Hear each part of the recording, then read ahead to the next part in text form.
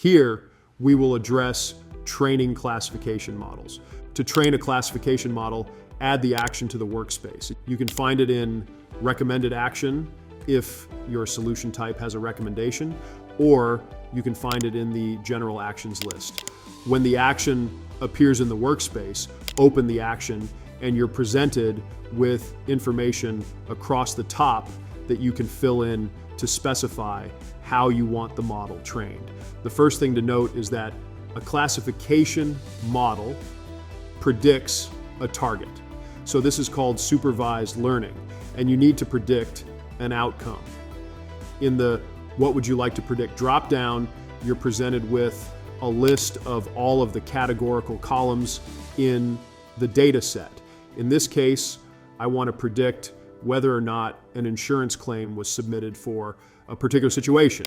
In the model drop-down, I can select the individual models that I want. Or in this case, I can select all 17 and let the model be chosen by UBIX itself to determine which model is best for this situation. Finally, I can choose a segment.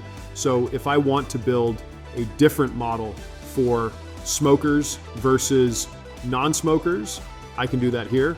In this case, I'm going to go ahead and keep this segment unchecked. In the advanced features, I can choose, for example, which features to include or exclude. And I can also choose to change the metric that I'm using to automatically select which of these 17 models I want to use. Since I'm not using the advanced settings right now, I'm going to save changes and click execute. When the 17 models are done executing, I can accept the execution and review my results. You'll notice now that in addition to the drop-downs to select the inputs, I now have a lot of information on the main screen.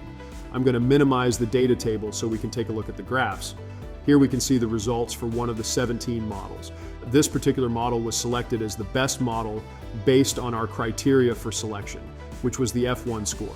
So this F1 score for this decision tree classifier was better than all of the other models, or at least equal to. If I had different segments, if I had built different models for smoker versus non-smoker, I would see the different values, and I'd be able to select from the drop-down which of those segments I want to evaluate.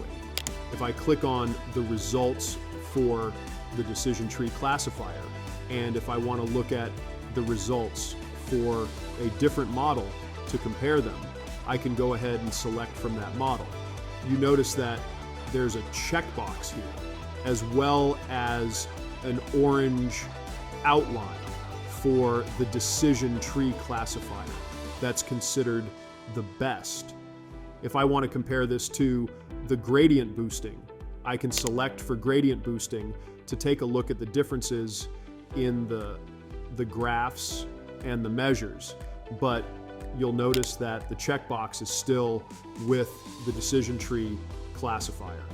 This means that the data coming out of this is still going to be based on the decision tree classifier.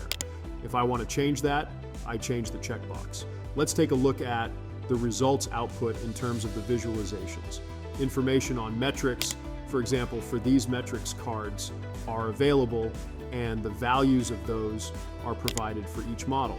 The feature importance also has information about how to use it in the contextual menu. And the way that I interpret this is that for predicting in the insurance claim, the BMI is the most important variable. So the value of the BMI is the most important predictor, contributing about 43% to the model in terms of its relative importance.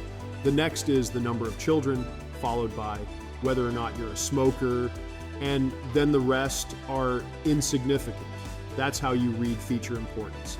And what I look for with feature importance is to try to determine whether or not anything is circular in the logic, or try to understand whether or not it makes sense that particular features would be important for insurance claims.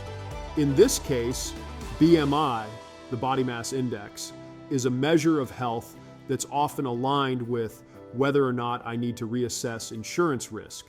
The higher the BMI, the more chance that I have a health condition that would require insurance claims, for example. A circular issue is one where the feature or the input is essentially the same thing as the output. So if there was, for example, a feature for the total number of charges for an insurance claim, and it was 0 if there was no claim, and a dollar amount if there was, that would be an example of a circular feature that I should probably remove from my data set, because it's the same result as what I'm trying to predict. It's information I don't have until after a claim is submitted. The confusion matrix also comes with an explanation.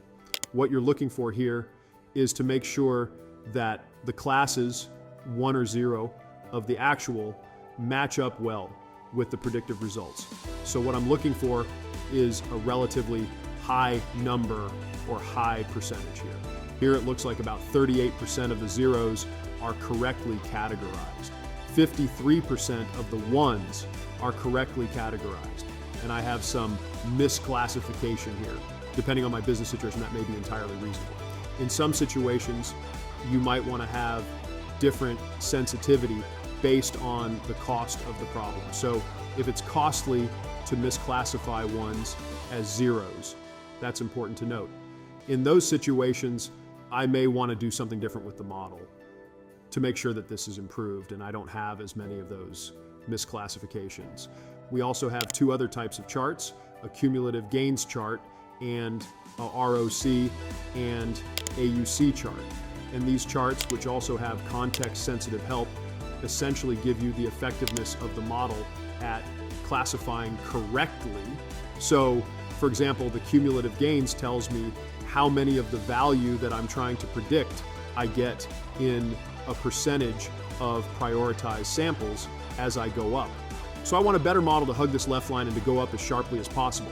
Of course, if it goes up too sharply, it's probably not that accurate. It's probably has some leakage or some of that circular reasoning that I mentioned earlier. So this is actually pretty good.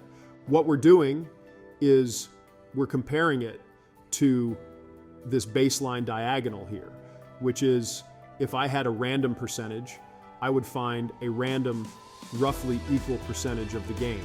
And the same is true also with the ROC-AUC chart, where I'm trying to understand the area under the curve and trying to see how quickly we're responding with the prioritized model to finding the class that is most important.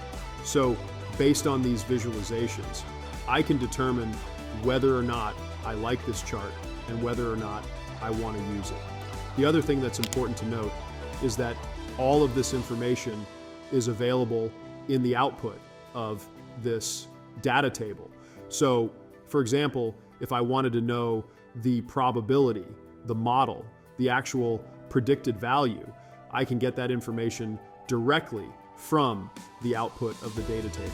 So that when I add an action to the train classification function, I can add another table that summarizes that information, and then I can use that in my solution.